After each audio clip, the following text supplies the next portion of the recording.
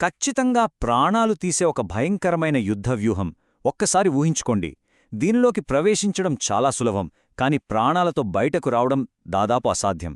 ఈనాటి మన విశ్లేషణలో మహాభారతంలోనే అత్యంత విషాదకరమైన మరియు ఉత్కంఠభరితమైన ఘట్టాన్ని చూద్దాం. శత్రు సైన్యాలు సైతం వణికిపోయే ఒక భయంకరమైన పద్మవ్యూహంలోకి కేవలం 15 ఏళ్ల వయస్సున్న ఒక యువవీరుడు ఒంటరిగా అడుగుపెట్టాడు. అతడే అభిమన్యుడు. ఎవరూ ఛేదించలేని ఆ ఉచ్చులో చిక్కుకుని తన చివరి శ్వాస వరకు పోరాడిన ఆ యోధుడి కథను ఇప్పుడు మనం చాలా లోతుగా పరిశీలిద్దాం. పాండవ సైన్యం మొత్తం ఆ వ్యూహాన్ని చూసి భయంతో వణికిపోతున్న ఆ సమయంలో అభిమన్యుడు ఎంతో ధైర్యంగా ముందుకొచ్చి ఒక మాట అన్నాడు. నాకు లోపలికి వెళ్లడం తెలుసు. మీరు నా వెంట వస్తే మనం ఈ వ్యూహాన్ని సులభంగా ఛేదించగలం. ఆ మాటలు వినడానికి ఎంతో స్ఫూర్తిదాయకంగా ఉన్నాయి కదా, కాని ఆ ధైర్యం వెనుకే ఒక భయంకరమైన మృత్యుపాశం దాగి ఉంది.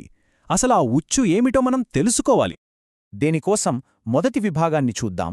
అనాటమీ ఆఫ్ ద ట్రాప్, అంటే ఆ ఉచ్చు యొక్క నిర్మాణం. ఈ పద్మవ్యూహం లేదా దీన్నే చక్రవ్యూహం అని కూడా అంటారు. ఇది కేవలం సైనికులు వలయాకారంలో నిలబడే ఒక సాధారణ వ్యూహం అనుకుంటే పొరపాటే. ఇదొక పటిష్టమైన సైకలాజికల్ ట్రాప్. పద్మం అంటే కమలమాకారంలో వేలాది మంది సైనికులు వలయాలుగా ఏర్పడి నిరంతరం తిరుగుతూ ఉంటారు. శత్రువులను మానసికంగా, శారీరకంగా దెబ్బతీయడంలో ద్రోణాచార్యుడి మేధస్సుకు ఇదొక పర్ఫెక్ట్ ఎగ్జాంపుల్ అని చెప్పొచ్చు. అయితే ఇక్కడ మనకొచ్చే ఒక ఇంట్రెస్టింగ్ ప్రశ్న, అసలు ఇది ఎందుకు అంత ప్రమాదకరం? చరిత్రలో ఎన్నో రకాల యుద్ధవ్యూహాలున్నాయి కదా, మరెందుకు పద్మవ్యూహం పేరు వినగానే ఏ మహాయోధుడైనా సరే వణికిపోతాడు? దీనికి కారణం ఈ వ్యూహం లాక్ అయ్యే విధానం. ఆ లాకింగ్ మెకానిజం ఎలా పనిచేస్తుందో తెలిస్తే నిజంగా ఆశ్చర్యపోతారు. మొదటి దశలో వలయం కొద్దిగా తెరుచుకుంటుంది. శత్రువు దారి దొరికింది కదా అని ఉత్సాహంగా లోపలికి వస్తాడు.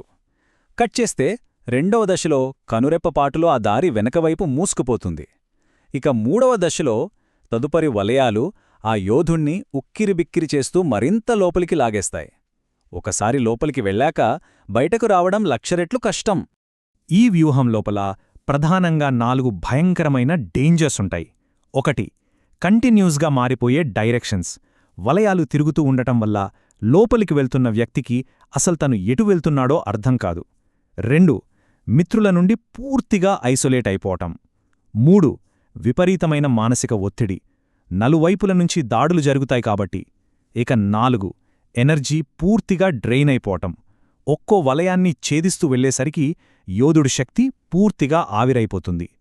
ఒక మనిషిని క్రమబద్ధంగా విరిచేసే ఒక క్రూరమైన ఇంజనీరింగ్ ఇది. ఇక రెండవ విభాగం, ది హాఫ్ లెర్న్డ్ సీక్రెట్, అంటే సగం మాత్రమే తెలిసిన రహస్యం. ఇంతటి ప్రమాదకరమైన ట్రాప్లో ఒక 16 ఏళ్ల కుర్రాడు ఎందుకు ప్రవేశించాడు? దీని వెనక ఒక ఆసక్తికరమైన పురాణఘట్టముంది. అభిమన్యుడు తల్లి గర్భంలో ఉన్నప్పుడు అర్జునుడు సుభద్రకు పద్మవ్యూహంలోకి ఎలా వెళ్లాలో చాలా వివరంగా చెప్పాడు. కాని అసలు విషాదం ఇక్కడే జరిగింది. వ్యూహం నుంచి బయటకు ఎలా రావాలో చెప్పేలోపే సుభద్రకు నిద్రపట్టింది. దీంతో అభిమన్యుడికి ఎంట్రీ తెలుసు కాని ఆ ఎగ్జిట్ స్ట్రాటజీ ఎప్పటికీ తెలియకుండా పోయింది. ఇప్పుడు మూడవ విభాగం, ది అన్ఫేర్ బాటల్, ఒక అన్యాయమైన యుద్ధం వైపు వెళదాం. కురుక్షేత్ర యుద్ధం అప్పటికే 13వ రోజుకి చేరుకుంది.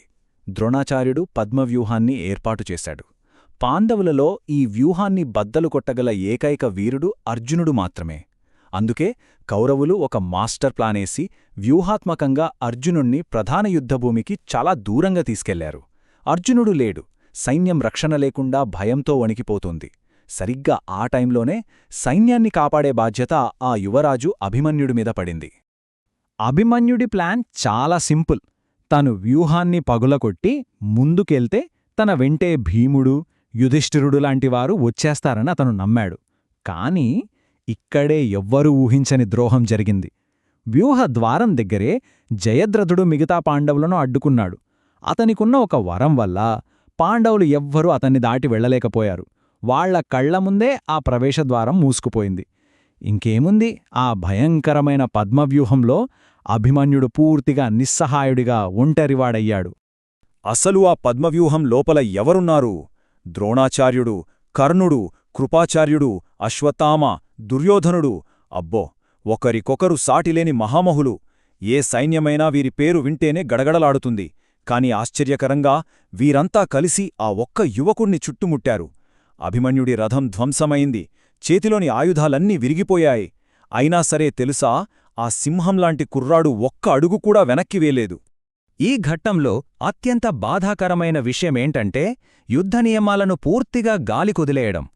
ప్రాచీన యుద్ధధర్మం ప్రకారం ఒక యోధుడిపై ఒకేసారి పలువురు దాడి చెయ్యకూడదు. ఆయుధం లేనివాడిపై అస్సలే చెయ్యకూడదు. కాని ఇక్కడ కర్ణుడు వెనుకనుంచి విలువిద్యతో దాడి చేశాడు. ద్రోణాచార్యుడు లాంటి గురువు కూడా దాన్ని ఆపలేదు.